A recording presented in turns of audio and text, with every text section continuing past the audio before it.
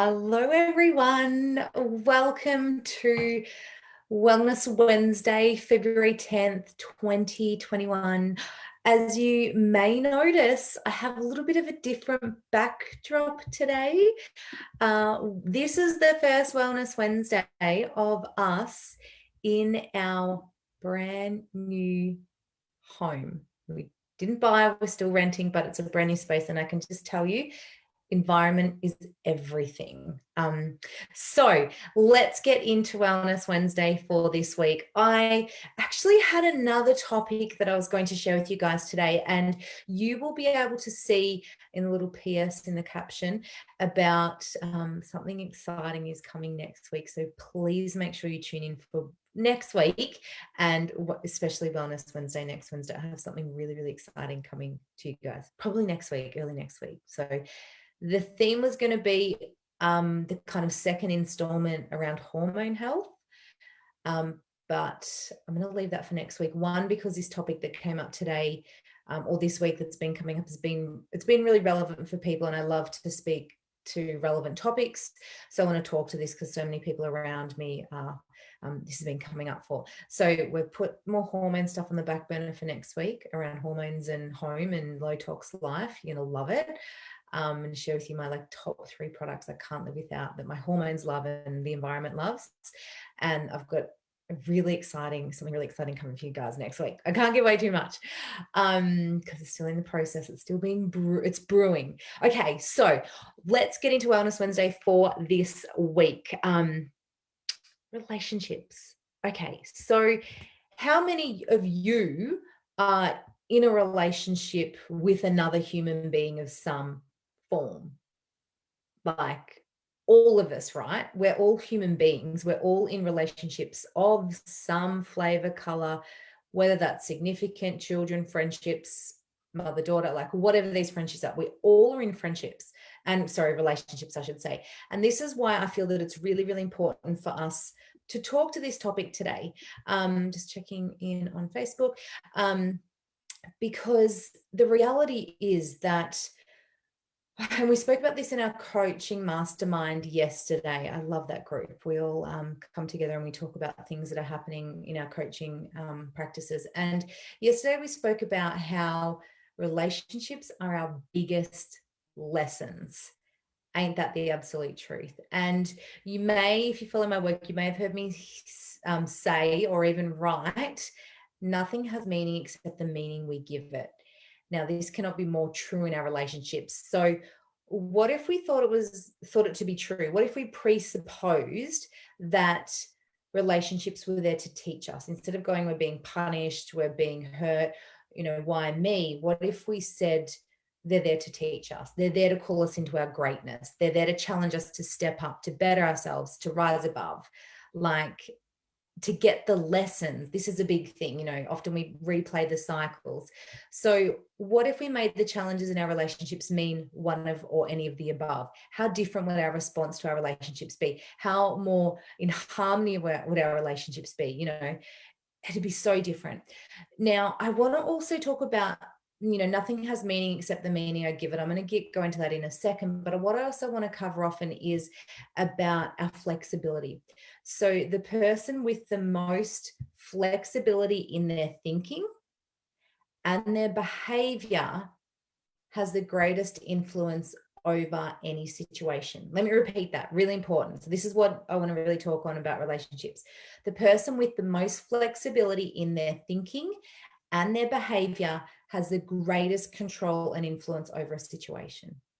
The number one cause of tension in relationships, what do you think it is? Type in the comments. Let me know what you think it is. What is the number one cause of tension in relationships? I'm going to come back to that. I'm going to come back to that at the end because I want you guys to tell me what you think the number one cause of tension in relationships are. Any relationships, not just significant relationships. I'm going to get you guys to answer that one. Okay, so I want to talk about the 2 mindset tools that are going to help you with this one thing that's causing the tension in your relationship, maybe to give you a few in your relationships, maybe to give you a few more hints. So nothing has meaning except the meaning I give it. So what am I making these challenges mean? And the person with the most flexibility in their thinking and their behavior has the greatest control over and influence over a situation. Okay, so let's talk about nothing has meaning except the meaning I give it. Now, we could choose to make it mean that I've been hard done by, I've done all these things, poor me, blah, blah, blah, blah. Or I could make it mean I'm being tested. I need to get the lessons to pass the test. I am focusing on growth. It's calling me into my greatness. What can I learn here? The quality of our life is determined by the quality of our questions. So if we're asking why me, we're not going to get very high quality answers. But if we ask, what is the lesson in this? Then we're going to get a more higher quality answer. And it may not come in the situation. It may be, hindsight is a great thing. So, but the answer will come. There will be clarity. You will know. You will get an answer. The RAS, that part of the brain that goes out and searches for evidence, will actually show up, and it will go out and find evidence for what am I learning here? Relationships are our biggest teachers, the biggest. So what if I made it mean my relationships are my biggest teachers? Choose that instead of why me, poor me. So that's the first thing. What am I making it mean? So think that to yourself. If your partner comes home late, or your kid swears at you, or something happens, like, what am I making it mean in my mind? Like, what else could I make it mean? Jealousy, all of those things are things that we make up in our heads that are often not true. So what am I making this mean? What else could I make it mean? What is it triggering in me, and why is it triggering it in me? So focus on that. That's, a great way to change the meaning of things.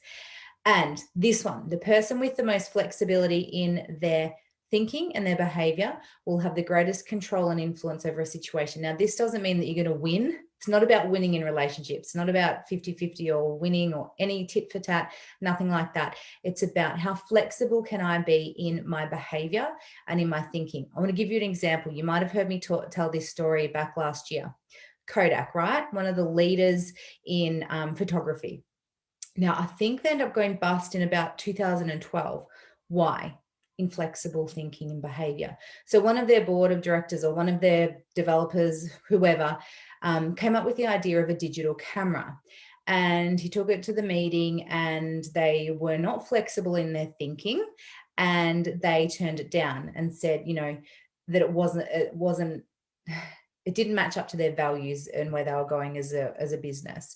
And so upon reflecting, though, this was actually incorrect, because Kodak's vision was to preserve memories for life. Now, even though this guy had come in and the digital camera was about the size of a toast, he had to plug it into a computer to see the photos. It took 20 seconds to take a photo. It was still, they were the forerunners. They were the first ones to come out with a digital camera. But because of inflexibility of thinking of some of the board members, some of the executives, they turned it down. And as a result, Kodak actually ended up going bust and is no longer. So it could have been the forerunner in digital photography. However, it was playing catch up, and then it didn't catch up. That's what happened. So this is a prime example. Now, this can not only, our flexibility in our behavior is not just within our personal relationships, it's in relationships at work, it's within our workplace, our careers, like our health, everything. So how flexible can I be in my thinking and my behavior? What other ways can I look at this? What are the things could I do to be flexible in my thinking and my behavior?